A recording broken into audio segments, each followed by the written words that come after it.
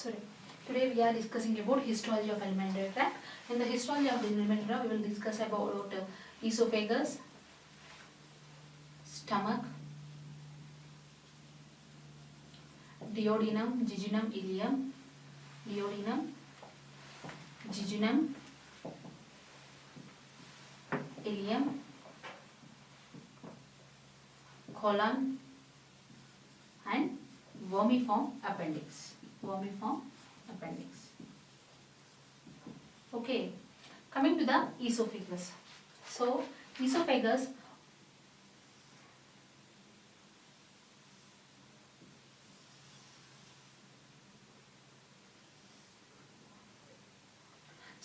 the epithelium of the esophagus is stratified squamous non-keratinized epithelium, and all the structures present in the alimentary tract, they commonly consist of 4 layers: mucosa, submucosa, muscularis externa,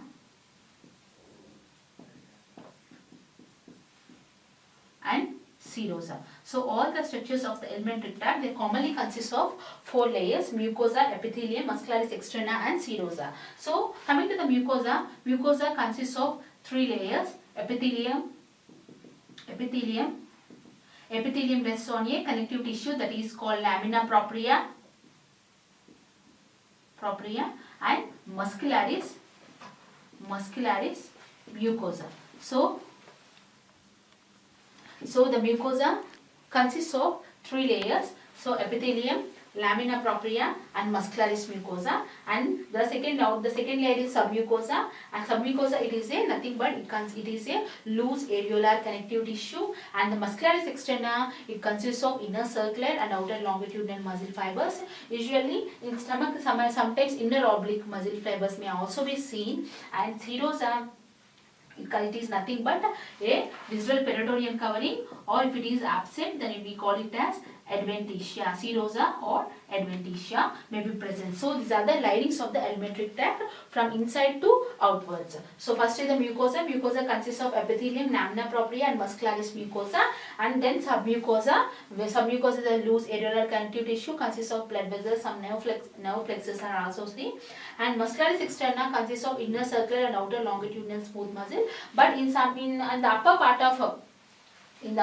esophagus, we may see skeletal muscle fibers also. And here in the and the outermost layer, the serosa or adventitia. If it is covered by the visceral peritoneum, then it is the serosa. Or if it is not covered, if any of these structures is not covered by the visceral peritoneum, we call it as adventitia. So coming to the epithelium, the epithelium here in the esophagus is the stratified squamous non-keratinized epithelium. So what is the stratified squamous non-keratinized epithelium? Is the basal cells are columnar and outer 3 to 4 layers of polyhedral cells. Outer 3 to 4 layers of polyhedral cells are seen. Outer 3 to 4 layers of polyhedral cells are seen. Okay, so basal cells are columnar and outer 3 to 4 layers of polyhedral cells are seen, and the epithelium here is non-keratinized epithelium. Okay, and here the epithelium, beneath the epithelium we have lamina propria. Lamina propria consists of some collagen and reticular fibers are present, and some lymphocytes and some diffuse lymphocytes and blood vessels are present in the lamina propria. And beneath the lamina propria, we have muscularis mucosa. Muscularis mucosa consists of inner circular, a very thin layer of inner circular and outer longitudinal smooth muscle fibers. Inner circular and outer longitudinal smooth muscle fibers. So this is the inner circular muscle layer and outer is the longitudinal muscle layer. Inner circular and outer longitudinal muscle layer. This muscularis mucosa helps in the mixing of the intestinal content usually. So the mucosa consists of epithelium. So this is the mucosa, right? So the mucosa consists of epithelium. This is the epithelium, and then this is the lamina propria, and this is the muscularis mucosa. And coming to the submucosa. So coming to the esophagus. This is the esophagus we are discussing. So submucosa. In the submucosa, we will see it is a loose areolar tissue, okay, loose areolar tissue. Some blood vessels and nerve plexus are seen, some blood vessels are seen. Along with the blood vessels, some nerve plexus are seen in the submucosa. So, the nerve plexus here, we call it as Meissner's nerve plexus. We call the nerve plexus of the submucosa, we call it as Meissner's nerve plexus. This is a submucosa, consists of some blood vessels and nerve plexus. And coming to the next layer is muscularis externa. Muscularis externa consists of inner circular and outer long. It is very extensive. Inner circular and outer longitudinal muscle fibers are seen in the muscularis externa. Muscularis externa. Inner circular and outer longitudinal smooth muscle fibers are seen. We know that the smooth muscle fibers are spindle shaped cells with flattened nucleus at the center, right? So, smooth muscle fibers, inner circular and outer. This is the inner circular smooth muscle fibers and these are the outer longitudinal smooth muscle fibers. Inner circular and when we take the section, the outer longitudinal muscle fibers, they appear in circles. Okay, but here is the inner circular and outer longitudinal. Okay, inner circular and outer longitudinal smooth muscle fibers are seen, and when we take the upper part of the esophageal section, it consists of skeletal muscle fibers also. So here I have mentioned smooth muscle fibers only. When we take the upper part of the esophageal junction, it consists of both smooth muscle and skeletal muscles also. Here I have drawn the, when we take the section around at the lower part at the esophagus. Okay, and the esophagus, it is not covered by peritoneum, but at the cardio-esophageal junction, it may be covered by peritoneum. Usually, the adventitial layer is seen, consists of some diffusal lymphocytes, macrophages are seen in the esophagus. Okay, this is the adventitia. And this is the muscularis externa. Muscularis externa. And one more thing is, some nerve plexus, they are also present in the muscularis externa. Some nerve plexus, they are also present in the muscularis externa. We call it as myenteric nerve plexus. We call them as myenteric nerve plexus. Myenteric nerve plexus is seen.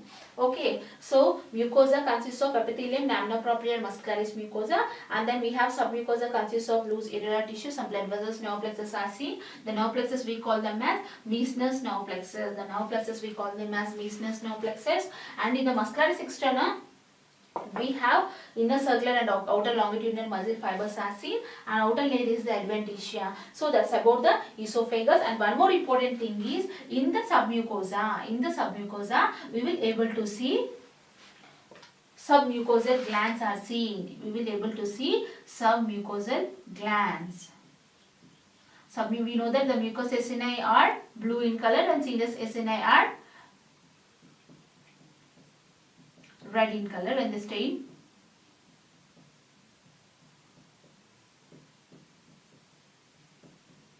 So when we take the mucous acini, it is having large lumen, cuboidal cells are present, the nucleus is flattened and is situated at the base. That is the structure of mucous acini. Okay, so submucosal glands are seen in the esophagus. That is the characteristic feature of esophagus, and also epithelium. Stratified squamous non-keratinized epithelium is also characteristic feature of the esophagus. Submucosal glands are seen.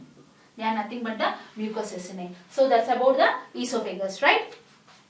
So esophagus consists of mucosa, submucosa, muscularis externa, adventitia, and in the submucosa we will be able to see, along with the nerve plexus and blood vessels, we will be able to see some submucosal glands. Submucosal glands are present.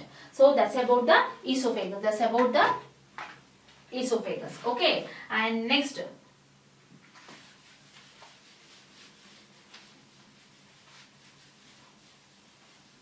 that's about the esophagus. And next one is the stomach. At the stomach we will discuss about pylorus of the stomach as well as the fundus of the stomach. So when we take pylorus and fundus, usually studies two slides. One is pylorus and one is pylorus and fundus of the stomach. when we take the section to the fundic part of the stomach, so the epithelium dips into the lamina propria. We call them as pits. The epithelium dips into the lamina propria. We call them as, here is the epithelium. The epithelium of the intestine, the epithelium of the stomach is nothing but the columnar epithelium. The epithelium of the stomach is nothing but the columnar. Some goblet cells are also seen. They protect the stomach mucosa from the action of gastric enzymes. Okay, so the epithelium here we call the epithelium of the fundus of the stomach. Fundus. The epithelium of the fundus of the stomach is nothing but the columnar epithelium, and the epithelium dips in, here is the, beneath the mucosa we have lamina propria is present, right? So the epithelium dips into the lamina propria. Those are called pits. Those are called pits. Here in the fundus of the stomach, the pits are 1/3 and the glands are 2/3. Here is the glands. Fundic glands are present.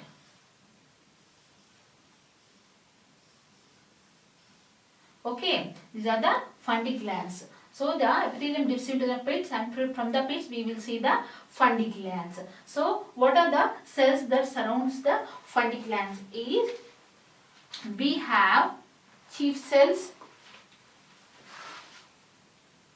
We have chief cells are present. Mostly at the, they are scattered all around the gland. Mostly at the basal part of the gland. When we take one gland, we have chief cells. They are more prominent along the basal part of the gland. Okay, chief cells are present.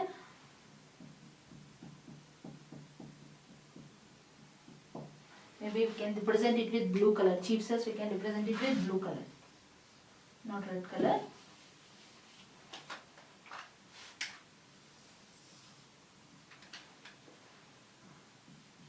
They are present in the more in the basal parts of the glands, chief cells. They are cuboidal or less columnar. Chief cells are present. Chief cells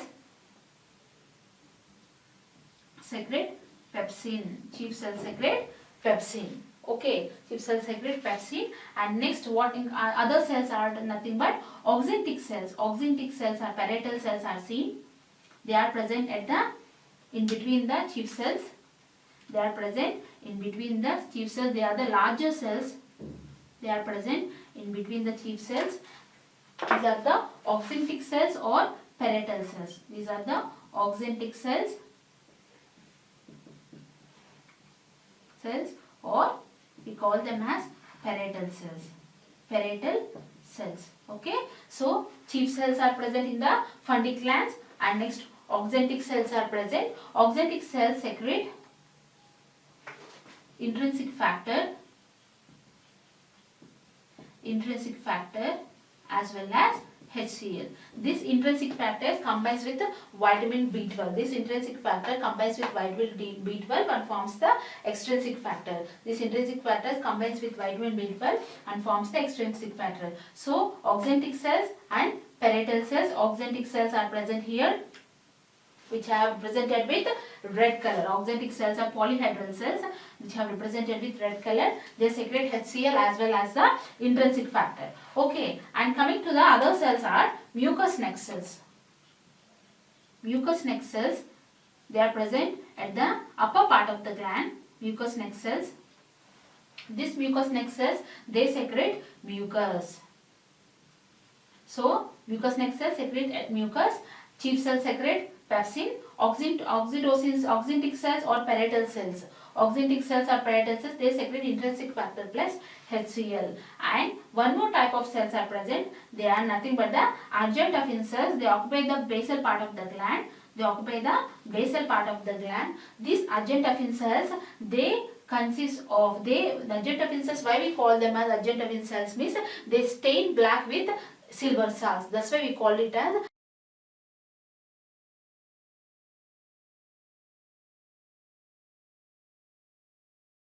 adjunctive cells. These adjunctive cells, they secrete These adjunct afferent cells, mucous neck cells. These are the adjunct afferent cells. They secrete hormone gastrin. They secrete hormone gastrin. So, when we take the section of fundy gland, we will able to see mucous neck cells, chief cells, mucous neck cells are present. Neck cells are present, they secrete mucus, and chief cells are present, they secrete pepsin. Parietal cells are present, they secrete HCl as well as intrinsic factor, HCl and intrinsic factor. And adjunct afferent cells, they secrete hormone gastrin. These adjunct afferent cells contains neurosecretory granules. These adjunct afferent cells contain neurosecretory granules and they secrete gastrin hormone. Gastrin hormone. We can adjunct afferent cells otherwise called as endocrine cells. So here in the fundus of the stomach, the pit is 1/3 and the gland is 2/3. In the gland we will able to see all these cells. Okay, and these glands extends up to the submucosa, and here is the lamina propria, and here we have broken muscularis mucosa is seen because of these glands. Because of these glands, broken muscularis mucosa is seen, and this is the submucosa. And coming to the muscle layer, so mucosa, submucosa, and coming to the muscle layer, when we take the fundus of the stomach, it consists of inner oblique, middle circular, and outer longitudinal muscle fibers are seen. Inner oblique, middle circular. This is the inner oblique. Okay, inner oblique, middle circular, and these are the outer longitudinal fibers are seen, and the stomach is covered by visceral peritoneum. That's why flattened epithelial cells are here. Okay, so when we take the fundus of the stomach, pit is 1/3 and the gland is 2/3. Here the pit is nothing but the epithelium dips into the lamina propria, we call it as pit. The epithelium of the stomach is nothing but the columnar epithelium. The glands consist of 4 types of cells: mucous neck cells, chief cells, parietal cells and adjunct afferent cells. And coming to the muscularis externi, it consists of one more layer, that is inner oblique, middle circular and outer longitudinal. Outermost layer is the serosa layer. That's about the fundus of the stomach.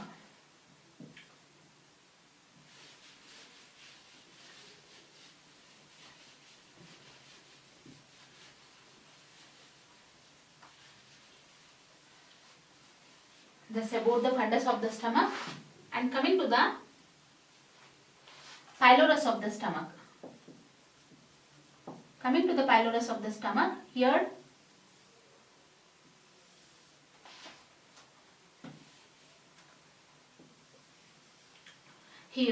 the pit is more. Pit is 2/3. The epithelium dips into the lamina propria, we call it as pit. The epithelium here, the epithelium is columnar epithelium, similar to that of the fundus of the stomach. We know that columnar cells are, columnar cells are here, the nucleus is oval and it is elongated. Okay, so the epithelium here is the columnar epithelium, and at the pits we will able to see sections of pyloric glands are seen. Sections of pyloric glands are nothing but the mucous glands. Pyloric glands are nothing but the mucous glands are seen here. Mucous glands are seen.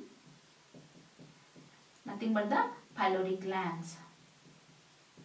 Mucous glands are seen, and the gland is 1/3. Pit is 2/3. Pit is 2/3.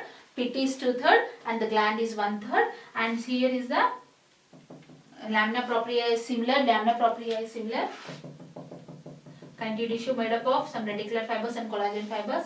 Muscularis mucosa is broken here, inner circular, and outer longitudinal muscularis mucosa is seen here, inner circular, and outer longitudinal muscularis mucosa is seen here. In the submucosa, the glands extends into the submucosa. Pyloric glands are seen in the submucosa. The muscle layer is common.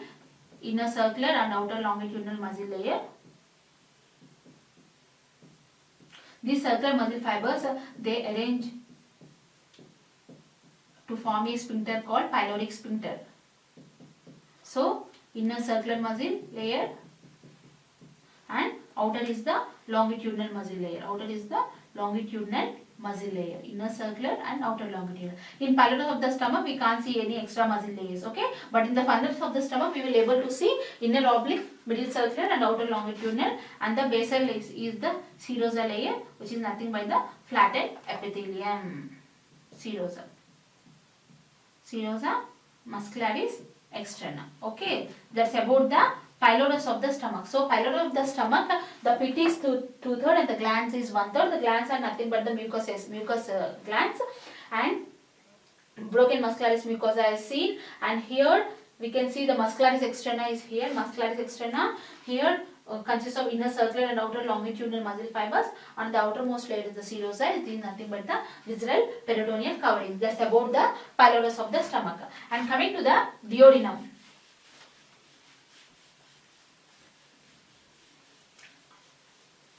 Coming to the small intestine, duodenum. In the small intestine, we will discuss about.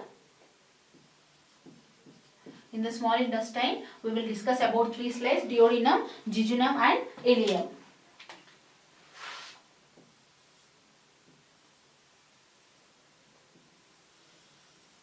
Duodenum, jejunum, and ileum. Here in the small intestine, the epithelium projects into the luminal surface. The epithelium projects into the luminal surface. This we call them as villi. The epithelium projects here. We call them as villi. When we take the duodenum, the villi are leaf-shaped or villi or broad villi are seen. Leaf-shaped villi or broad. The epithelium projects into the lumen. We call them as villi. So, what is the function of small intestine means to increase the surface area for absorption. So, the epithelium here projects along with the lamina propria. We call them as villi. Here the epithelium here is the brush border epithelium. Brush border columnar epithelium is seen. Brush border columnar epithelium means here the apical part of the cell shows numerous microvilli. So brush border columnar epithelium is seen in the esophagus. Is the duodenum. Brush border columnar epithelium is seen. We call it as striated border. We can also call it as striated border. Brush border columnar epithelium is seen in the esophagus. Characteristic feature is presence of broad villi or leaf-like villi are present. Presence of broad villi, they are nothing but the projections. They are nothing but the epithelium with a lamina propria. Epithelium with lamina propria, these are the nothing but the projections. Leaf-like villi or broad villi is seen in the duodenum. And here in this is the lamina propria, consists of some blood vessels, nerve plexus are seen in the lamina propria. Sometimes what happens is lacteal, the core of the villi consists of a lymphatic vessel called lacteals are present. Lacteal lymphatic vessel. Lacteal is nothing but the smallest lymphatic vessel present in the core of the villi. Okay, and here we have muscularis mucosa is inner circular and outer longitudinal. Thin layer of muscle which helps in the local mixing of the intestinal contents, and we have submucosa is present. In the submucosa we will able to see mucus acini. We call it as duodenal glands or glands of Brunner. Duodenal glands are seen in the submucosa. In the submucosa along with the nerve plexus and blood vessels we will able to see the duodenal glands are present in the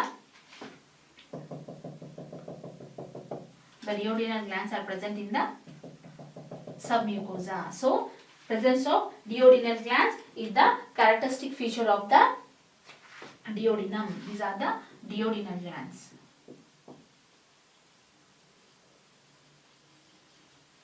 Okay, and after that we have similar inner circular and outer longitudinal smooth muscle fibers. This is the submucosa, right? In the submucosa we will able to see the duodenal gland. That is the characteristic feature of villi, and also we have broad villi and leaf-shaped villi. They are also characteristic feature of the characteristic feature of the duodenum.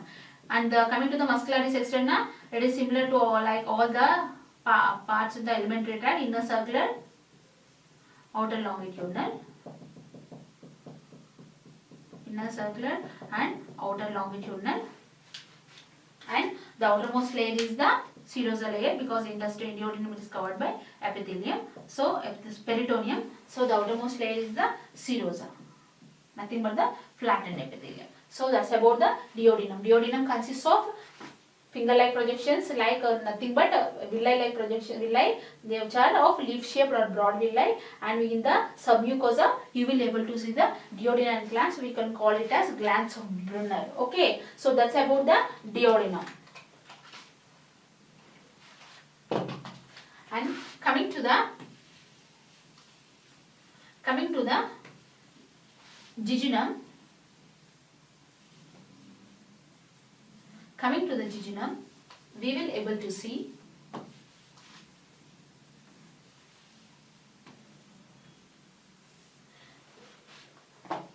coming to the jejunum. Okay. Coming to the jejunum, we will able to see lancet shaped villi. Lancet shaped villi are present. Lancet shaped villi are present. So the lancet shaped villi are present here. That is a characteristic feature of jejunum, and here the epithelium is nothing but the brush border columnar epithelium. Nothing but the apex of the cell consists of numerous microvilli. The upper part of the cell consists of numerous microvilli. That is nothing but the brush border columnar epithelium is seen. A brush border columnar epithelium is seen. And here we have in the core of the villi we have lamina propria is present, consists of blood vessels, nerve plexus, some lymphatics are also seen. And the remaining are same. Submucosa consists of muscularis mucosa consists of inner circular and outer longitudinal muscle layer. Inner circular and outer longitudinal muscle layer. And submucosa consists of some loose areolar tissue, consists of some blood vessels as well as some nerve plexus. Blood vessels as well as some nerve plexus are seen. And muscularis externa consists of inner circular and outer longitudinal muscle layer. Muscularis externa consists of inner circular and outer longitudinal muscle layer. Smooth muscle layer. Outermost layer is the serosa. Outermost layer is the serosa. So that's about the jejunum. Jejunum consists of lancet shaped villi. That is the most important part. Jejunum consists of lancet shaped villi. That is the characteristic feature of jejunum. And coming to the ileum. Coming to the ileum, the villi are finger shaped villi. Coming to the ileum.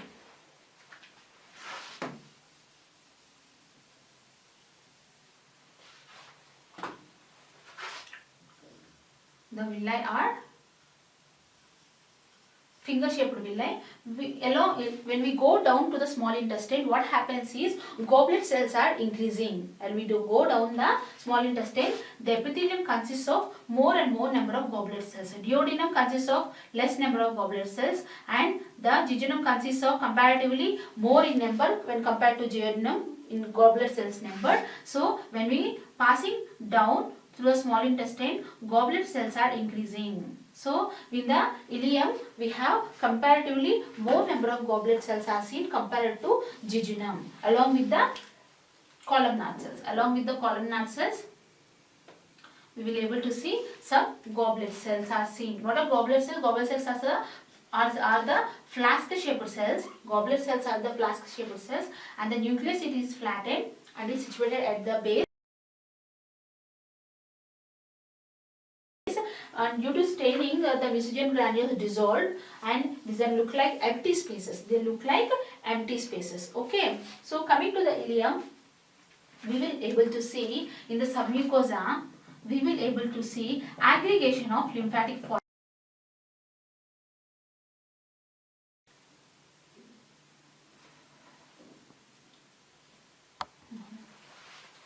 So in the ileum, we will able to see we will able to see brush border columnar cells and also goblet cells. These goblet cells are flash shaped cells and the nucleus it is flattened and it is situated at the base, and in the ileum we will able to see Peyer's patches. Peyer's patches are the characteristic features of ileum. Peyer's patches. Peyer's patches are the characteristic feature, nothing but the aggregation of lymphatic follicles. And these descend from the lamina propria into the submucosa. So Peyer's patches are the characteristic features of ileum. When we see Peyer's patches, we can identify the slide as ileum. When we see lancet shaped villi, we can identify the slide as jejunum. When we see duodenal glands or Brunner's glands or leaf shaped villi, we can identify the slide as duodenum. So Peyer's patches are the characteristic features of ileum. So the finger shaped villi are seen. Goblet cells are more as we descending down to the small intestine. Goblet cells are more. Duodenal cells have some goblet cells in the epithelium, and compared to the epithelium compared to the goblet cells, duodenum has more number of goblet cells, and ileum compared to the jejunum it consists of more and more number of goblet cells. They look like empty spaces along with the brush border columnar cells, and Peyer's patches are seen in the ileum. So that's about the ileum. Okay.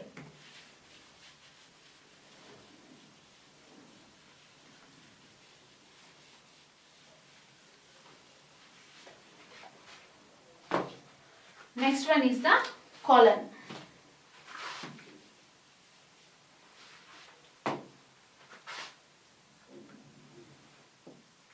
Crypts are seen in the colon, and more number of goblet cells are seen. A very few columnar cells are seen. More and more number of goblet cells are seen, and a very few columnar cells are seen in the colon. Okay, and here the lamina propria is present as well, the connective tissue. Some blood vessels are seen. Colon, nothing but large intestine. Some blood vessels and nerve plexus are seen. Some blood vessels and lymphocytes, macrophages and mast cells are seen. And here is the muscularis mucosa, inner circular, outer longitudinal. Muscularis mucosa. Sorry, this is the mucosa, right? Mucosa consists of epithelium, lamina propria, and muscularis mucosa. So this is the mucosa. Okay, and after that, in the submucosa, this is the submucosa consists of some loose irregular tissue, consists of some blood vessels and some nerve plexus. Nothing but the meaningless nerve plexus, right? And after that, in the muscle layer, the inner circular muscle layer is same. Inner circular muscle layer is same, and here the muscles, the longitudinal muscles, they arrange in the form of bundles. So longitudinal muscle cord of the colon, they arrange in the form of bundle. We call it as tinea coli. The longitudinal muscle layer is very extensive compared to all the longitudinal muscle layers of the alimentary tract. The longitudinal muscle layers are very extensive. They are arranged in 3 bands, 3 fibrous bands. We call it as tinea. So that is the characteristic feature of the colon. The presence of tinea. Extensive longitudinal muscle layer is seen. Extensive longitudinal muscle layer is seen. Extensive longitudinal muscle layer is seen. We call it as tinea. Okay. So the tinea is nothing but the longitudinal fibers. They form bands, thick bands. We call them as tinea. Inner circular, outer longitudinal. Presence of extensive longitudinal muscle cord is the characteristic feature of the large intestine or colon. This is the muscularis externa. Okay, presence of extensive longitudinal muscle cord is the characteristic feature of tinea. Okay, and outer layer is the adventitious layer, consists of some blood vessels and nerves, and also some macrophages, mast cells are also present. So in the colon, goblet cells are more compared to the columnar cells, fresh border columnar cells. Epithelium here and here is the columnar epithelium, lamina propria is present, muscularis mucosa is present, and submucosa we will able to see nerve plexus and some blood vessels.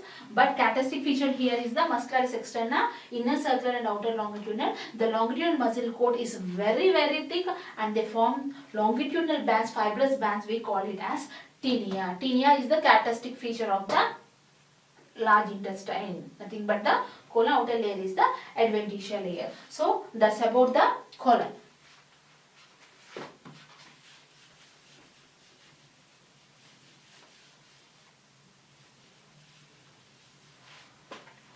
And the last slide of alimentary tract is vermiform appendix. Okay, vermiform appendix. Here in the vermiform appendix, poorly formed crypts are seen. The crypts are poorly formed. What are crypts? The epithelium dips here. We call it as poorly formed crypts are seen. Goblet cells are seen lining the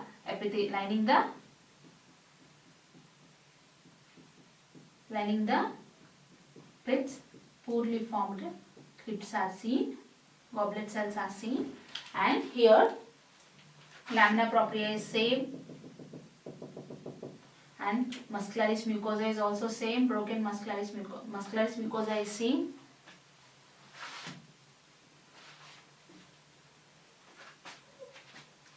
Muscularis mucosa is seen.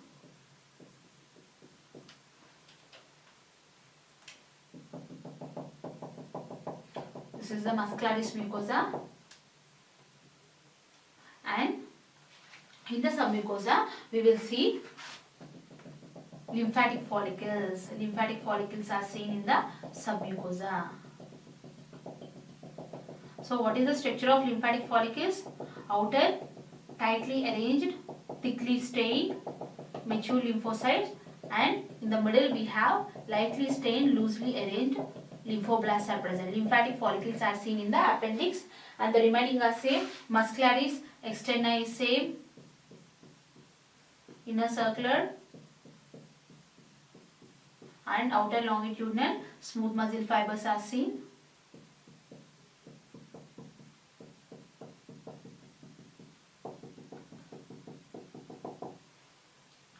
And outermost layer is the serosal layer. So that's about the appendix. Okay. Poorly formed crypts are seen, and muscularis mucosa is seen, and in the submucosa we will able to see lymphatic follicles. Lymphatic follicles are seen in the submucosa. Okay, how can you differentiate this lymphatic from, how can you differentiate the slide of vermiform appendix from the ileum? Means in the ileum we will be able to see villi are present, but in the vermiform appendix we can't see the villi. Okay, so that's the difference between the ileum, because we may get confused because lymphatic follicles are seen here in the Peyer's patches are seen in the ileum also, and here also in vermiform appendix also we will be able to see the lymphatic follicles. The only differentiation is presence of villi in the ileum, finger shaped villi in the ileum, and here poorly formed crypts are seen. That is in vermiform appendix. So that's about the histology of the alimentary tract.